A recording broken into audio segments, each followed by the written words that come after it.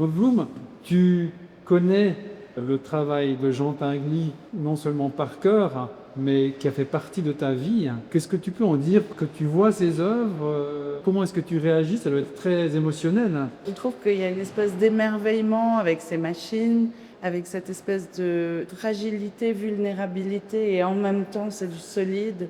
C'est du solide qui casse. Je sais Et pas toi, tu le comment dire. voyais dessiner, par exemple. Et Ouais. donc, comment il abordait la pratique du dessin, par Alors exemple? tous les matins, en fait, Jean et Niki, ensemble et séparés, religieusement, ils faisaient des lettres.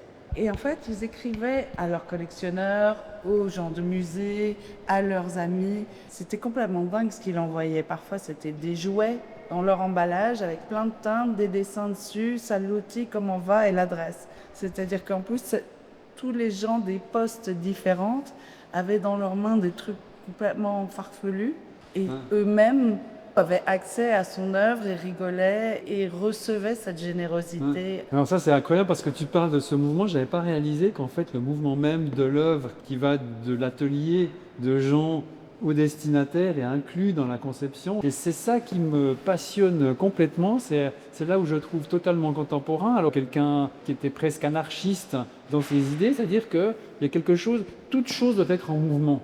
Et même cette manière d'utiliser la peinture, la couleur, c'est comme des nuages, c'est comme des rêves, c'est flouté et en même temps c'est très concret. Parce qu'on voit là par exemple des roues et là aussi on comprend bien que, je l'appelle le mammouth, d'avoir le dessin là en face. C'est vraiment génial. Ouais. Puis en plus de ne pas avoir tellement d'espace autour, c'est assez bien, on est coincé, on va se faire bouffer par la machine. C'est ce que j'appelle un artiste d'artiste, hein. C'est vraiment un artiste qui, à chaque génération, a influencé les pratiques artistiques. Ouais, j'espère, je pense que c'est vraiment une occasion pour nous qui sommes plus âgés de redécouvrir l'œuvre de Jean et puis pour les jeunes générations de voir à quel point il est pertinent et cette liberté qu'il a et qu'il avait très très radicale